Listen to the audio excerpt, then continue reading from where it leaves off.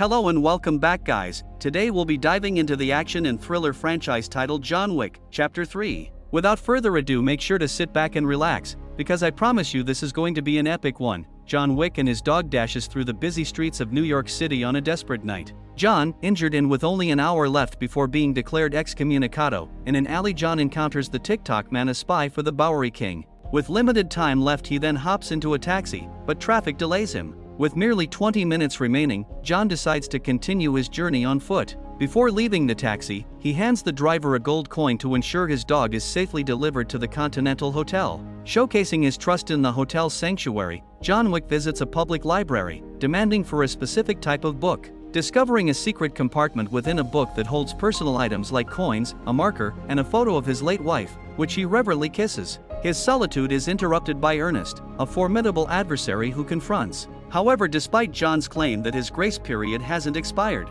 a brutal fight ensues, John taking advantage of his small surrounding. He then uses the book itself as a weapon to break Ernest's jaw and ultimately defeat him. However, the victory comes at a cost as John sustains a stab wound to his shoulder, marking the beginning of more challenges ahead. With merely 5 minutes left before his excommunication takes effect, John visits the doctor at his home for medical help. Initially resisting, the doctor stitches John's wound but abruptly stops as the excommunication deadline hits. John completes the stitching himself and gets painkillers from the doctor. To convince the high table that he obeyed the excommunicado order, the doctor requests John to shoot him in non-lethal areas. John complies, shooting the doctor twice, wounding but not killing him. With his wounds somewhat treated and the doctor's assistance no longer available, John departs, preparing to face the imminent threats as the excommunication becomes active. As John leaves the doctor, without getting a moment of rest, he's immediately chased by various assassins. Seeking refuge, John ducks into an antique weapons shop. Inside,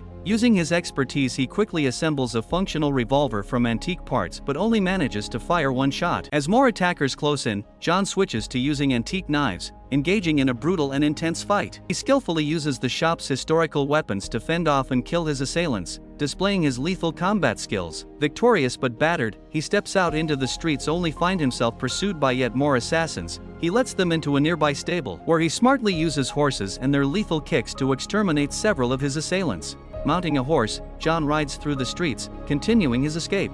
A thrilling chase ensues between John on horseback and bike-riding assassins. Despite their relentless pursuit, John skillfully dispatches the bikers while maintaining his horse's speed. This intense sequence showcases his agility and combat prowess. Following his survival, the bounty on John's head increases to $15 million, intensifying the global hunt for him. John then visits a theater with a crucifix he retrieved from the library. Before meeting the director, he is checked and disarmed. He then presents the crucifix, a symbol of a debt owed, to the director and pleads for her help. The director hesitates but agrees to assist John due to their shared history. She agrees to make arrangements for John's safe passage to Casablanca. Before that, John undergoes a ceremonial branding of the crucifix on his back to solidify their agreement and sever their ties. Simultaneously, a mysterious woman arrives at the Continental and presents a coin to Sharon, signaling her status. Winston is notified of the arrival of the adjudicator. After a while, upon inspecting Santino's body, the adjudicator confronts Winston, demanding his resignation for failing to uphold the Continental's no-bloodshed rule against John Wick.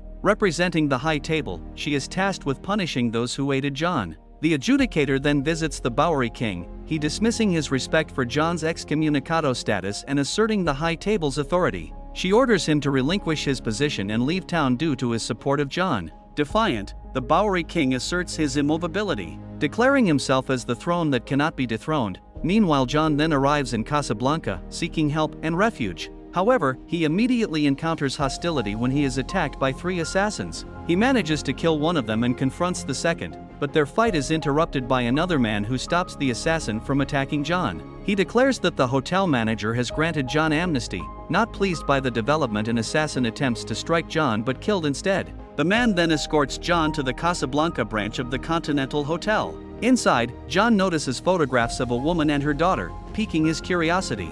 Suddenly, 2 aggressive dogs approach John, but from the shadows emerges the hotel manager, Sophia, who shoots at him. Fortunately, John's bulletproof suit saves him. John then presents a marker to Sophia, reminding her of the debt she owes him for rescuing her daughter. Sophia initially asks John not to invoke the marker, but John insists he only wants to meet his old boss. With visible reluctance, Sophia agrees to help John. Next, the adjudicator arrives at a small sushi shop to meet Zero, a formidable assassin. Zero recognizes the high table's coin and understands the gravity of her visit. Aware of John Wick's predicament, Zero expresses eagerness to hunt him down. The adjudicator assigns Zero the mission to eliminate John Wick and anyone who assisted him. Back at the theater, the director watches her students' ballet performance, unaware that her guards are being slaughtered by ninjas. During the performance, 3 men invade the stage, followed by the adjudicator and Zero. The adjudicator accuses the director of aiding John Wick, violating the high table's rules. To demonstrate her loyalty,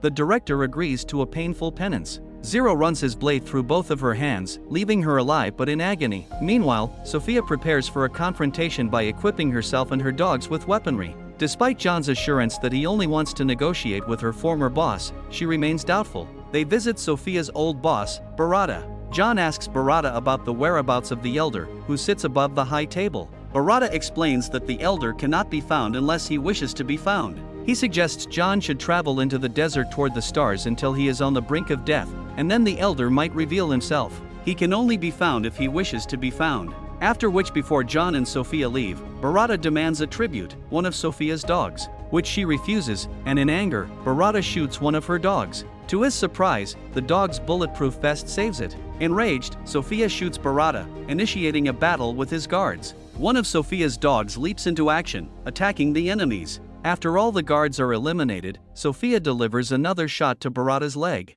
Sophia, her dogs, and John then make their exit, shooting down additional guards as they navigate their way out of the complex, killing more enemies assisted by Sophia's dogs. Their intense escape underscores the relentless and dangerous world they inhabit. John and Sophia travel to the edge of the desert. John signs the marker with his blood and returns it to Sophia, fulfilling her debt. Sophia, prioritizing her dogs, gives them most of the remaining water and swallows the last few drops before handing the empty bottle back to John. After that, each pursues their own path. With a limited water supply, John follows the instructions given to him and walks into the desert. He endures the harsh conditions, battling the blistering sun during the day and the chilling cold at night. Despite his determination, John eventually collapses from exhaustion and dehydration. Unconscious but not dead, John is found by the Elder's men in the desert. He regains his consciousness in a luxurious tent where he comes face to face to the Elder, saying that he never found a lost soul as John's. The Elder then confronts him about his reasons for wanting to live. John expresses his desire to continue living to remember his late wife Helen.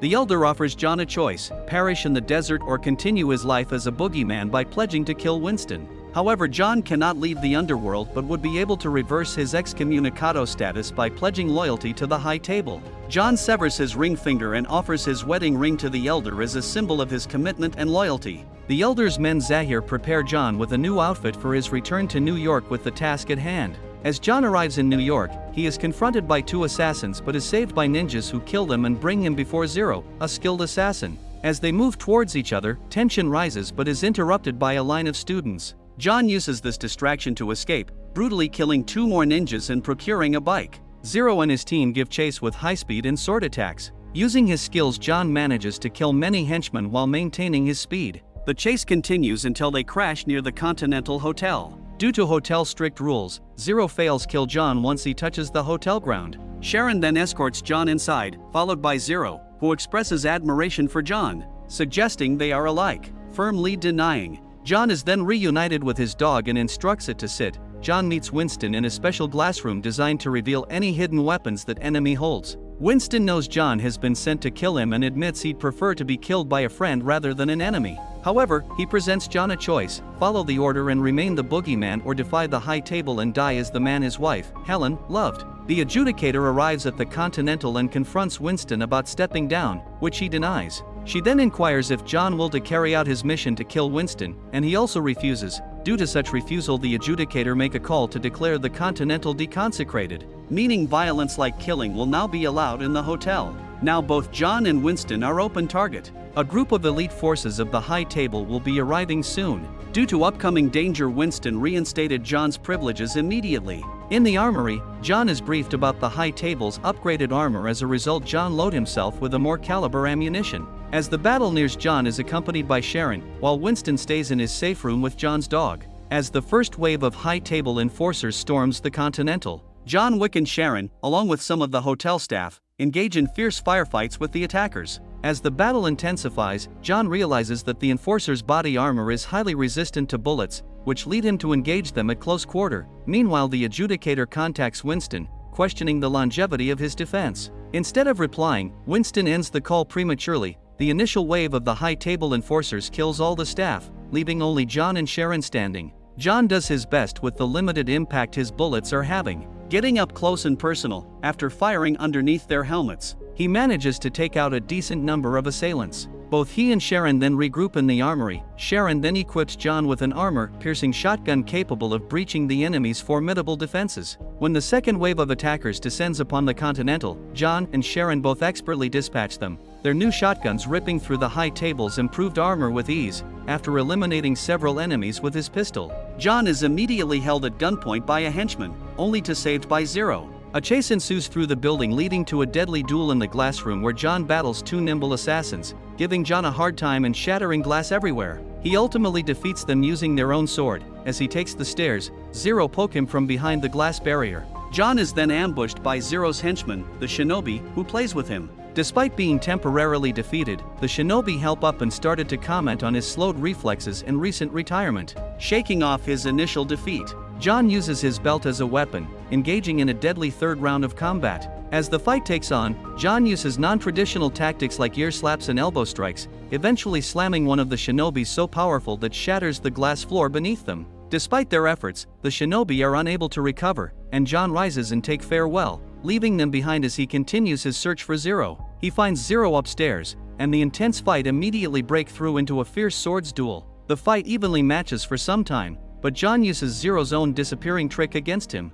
Jon lands a fatal blow through Zero's chest with his own sword. Exhausted, both men sit together, as Zero bleeds out and mortally wounded, assuring his appreciation for the thrill of their fight, telling Jon that he will join him soon. Jon dismissively replies and leaves Zero behind. Zero, succumbing to his injuries, collapses and dies. Due to heavy resistance, the adjudicator contacts Winston and suggests a parley. Winston agrees, and they meet on the rooftop to negotiate. The adjudicator warns that the conflict is just beginning and asserts that the Continental will eventually fall. Winston, however, stands his ground, asserting his strong grip on New York City and his determination to reclaim the Continental. Despite the adjudicator's threats, Winston remains unyielding, confident in his position and influence over the city. Jon arrives on the rooftop where the adjudicator demands action against him. To show loyalty to the high table, Winston shoots Jon multiple times, causing him to fall off the roof. The adjudicator, thinking the problem is resolved, reconsecrates the Continental and starts to leave.